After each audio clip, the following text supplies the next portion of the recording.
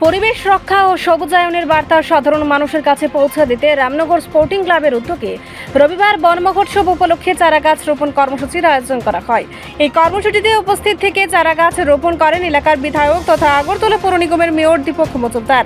এছাড়াও উপস্থিত ছিলেন ক্লাবের সম্পাদক চন্দন চন্দ্র এবং সভাপতি বাবুল রায় সহ ক্লাবের অন্যান্য সদস্য ও স্থানীয় বাসিন্দারা।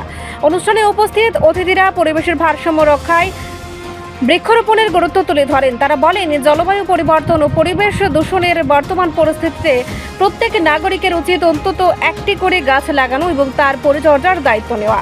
রামনগর স্পোর্টিং ক্লাবের পক্ষ থেকে জানানো হয়, শুধুমাত্র চারা গাছ রোপণ নয়, ভবিষ্যতেও এই গাছগুলির নিয়মিত পরিচর্যার ব্যবস্থা করা হবে। পাশাপাশি আগামী দিনেও পরিবেশ সচেতনতা বৃদ্ধির লক্ষ্যে বিভিন্ন সামাজিক কর্মসূচি গ্রহণ করা হবে। সবুজ ও সুস্থ পরিবেশ গড়ে তোলার প্রত্যয়ে আয়োজিত এই বন মহোৎসব কর্মসূচি এলাকাবাসীর প্রশংসা অর্জন করে। পৌর নিগম অন্তর্গত 16 নম্বর ওয়ার্ডে এই শহরের স্বনামধন্য ক্লাব স্পোর্টিং ক্লাবের উদ্যোগে বন মহোৎসবের অর্থাৎ বৃক্ষরোপণ অনুষ্ঠানের আয়োজন করা হয়েছে। তারই অঙ্গ হিসাবে আজকে এই এলাকার ক্লাব এরিয়া অনেকগুলি মূল্যবান চারা রোপণ করা হয়েছে। উদ্দেশ্য একটাই হচ্ছে পরিবেশের ভারসাম্য রক্ষা করার জন্য। আমাদের কেন্দ্রীয় সরকার, রাজ্য সরকার এবং বিভিন্ন সামাজিক প্রতিষ্ঠান, ক্লাব, ব্যক্তি প্রায়শই এই ধরনের প্রোগ্রাম করে থাকেন। আমি বলবো যে প্রথমেই আমি স্পোর্টিং ক্লাবকে ধন্যবাদ জানাই। তারা সারা বছর ব্যাপী বিভিন্ন সামাজিক দায়িত্ব, সামাজিক কর্তব্যকে সামনে রেখে বিভিন্ন সমাজসেবামূলক কাজ করেন এবং বৃক্ষরোপণ অত্যন্ত প্রয়োজনীয়। এই কারণে আমি বলবো যে আমাদের যশস্বী প্রধানমন্ত্রীও এটার উপর বিশেষ গুরুত্ব দিয়েছেন। উনি আবেদনটি সারা ভারতবাসীর কাছে যাতে গাছ লাগানো হয় এবং গাছ রক্ষা করার জন্য উনি একটা নতুন চিন্তাভাবনা শুরু করেছিলেন। তাকে সম্মান জানিয়ে বা ওনার বিষয়টাকে গুরুত্ব দিয়ে সারা দেশব্যাপী মানুষ কিন্তু এখন বৃক্ষরোপণ করছে সবাই মিলে স্পোর্টিং ক্লাবের উদ্যোগে।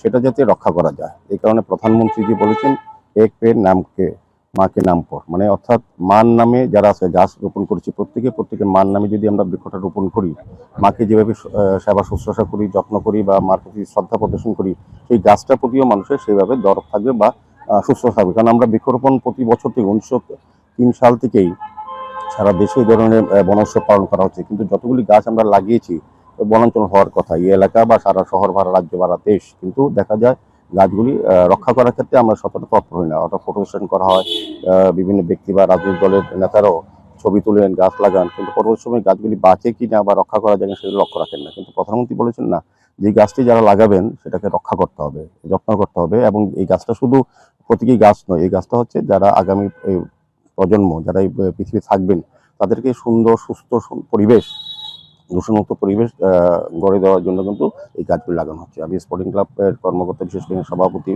বাবুল রায় মহোদয় আছেন, আমাদের চন্দন চন্দ্র যিনি সম্পাদক সহ ক্লাবের বরিষ্ঠ কর্মকর্তারা আছেন, বিভিন্ন স্তরের সদস্য। বিশেষ করে আমি ধন্যবাদ জানাই। আমার খুব ভালো লাগে, আমি যেহেতু মেয়র হিসাবে বা বিধায়ক হিসেবে বিভিন্ন ক্লাব বা সামাজিক সংগঠনের এই ধরনের প্রোগ্রামে যাওয়ার সুযোগ হয় বা আমন্ত্রণ পাই।